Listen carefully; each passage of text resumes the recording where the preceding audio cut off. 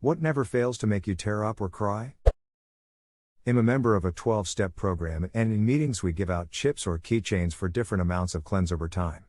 After giving out multiple years, 1 year, 6 months, etc., the meeting chair will ask if Therese, anyone new or coming back, relapsed and is returning to the program, who wants to take a 24-hour chip.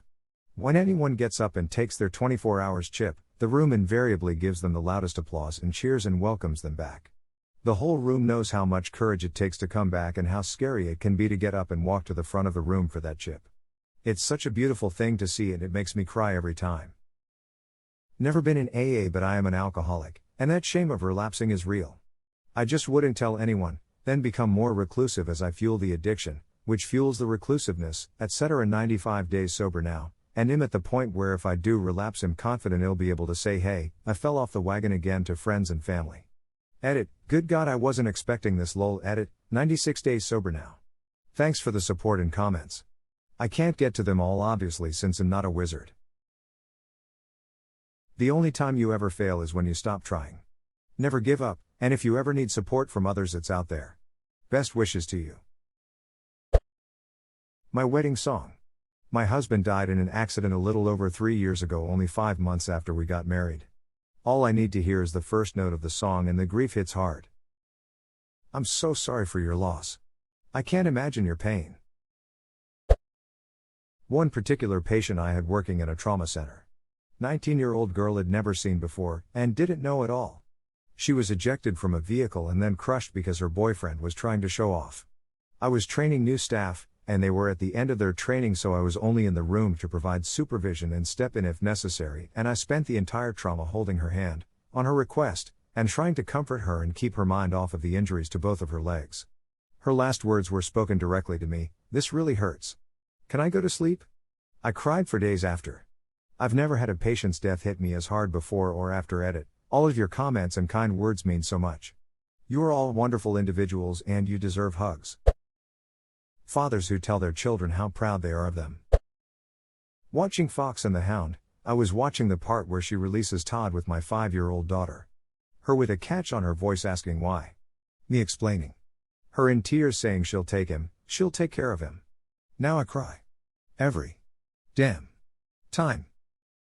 I used to watch this every day when I was like 3. But I would bawl for hours after. And then I'd put it on again the next day and repeat. My mom had to ban me from watching it because she didn't think that was healthy. The scene in Saving Private Ryan when the medic gets shot and dies on the field with the rest of his group desperately trying to save him. Ah man, that one really hurt. So much of that movie makes you feel the camaraderie only for them to get killed. Fantastic movie.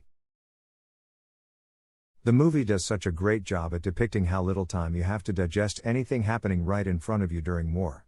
Just adds another layer of sad. Thinking about how poorly I treated my dad when he was still alive. He was always trying to find things in common with me to connect with me. When I found out he liked something I also liked, I just changed my mind and found it uncool. I looked down on the TV shows he liked and didn't realize until later that he had an awesome taste for quality campy television like The Adventures of Briscoe County Jr. and other classics from that era of 90s syndicated television. If I knew him now, he'd be my best friend. I did try to connect with him in the last few years of his life, but he had dementia by then and couldn't follow things I knew he would have found interesting before. His last words to me were "it hurts" while I held his hand during catheterization on his last trip to the hospital. I was too embarrassed from seeing his penis to offer any true comfort. Can't help falling in love. Elvis was supposed to be the song my sister and her fiancé danced to at her wedding. Instead it was played walking into the church, at his funeral, after he took his own life. My poor sis was so strong that day, but that song still gets us both. Seeing other people crying in emotional pain. Makes me sob every time. Edit, wow, thank you for the awards, guess this hit a spot with a lot of people. I just started a new job. Tomorrow will be the beginning of my 4th week. 2nd week, my office mate got into an argument with her dad over her stepmom being a bitch about Easter and making her feel like an outsider in her own family. She started crying and within minutes I was choking back my own tears. This is a woman I just met. This was at work. And here I am, sobbing at her pain. Didn't help that I could relate to her family issues. My husband says it shows I have a big heart, but I can't help feeling embarrassed and unprofessional. Empathy, man. I had to hold back tears during my last Zoom meeting when my boss was getting choked up, telling us that his friend died. The Zoom meeting ended and I cried for a good 15 minutes after. Whenever my addict daughter gets arrested, 4 times in the last 2 weeks. Whenever I look at a picture of her.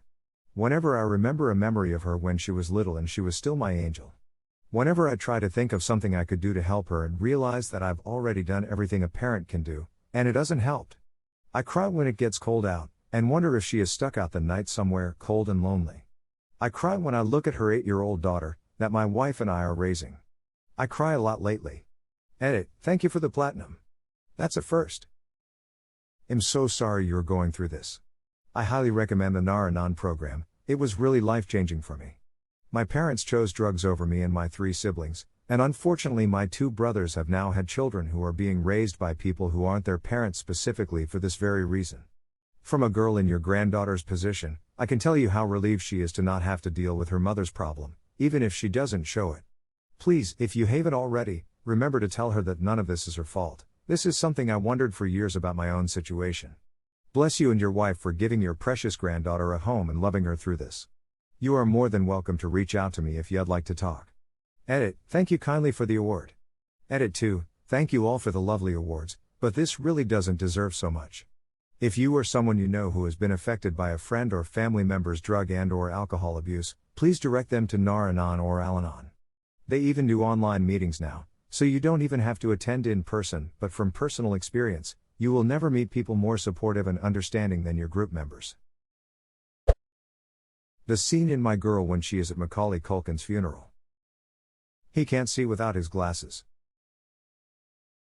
I cried just reading this. I always cry from about halfway through the movie because I know what's coming. Goodbyes. Doesn't matter what kind. It'll always get teary-eyed. Once as a teen I had a dream about my dad.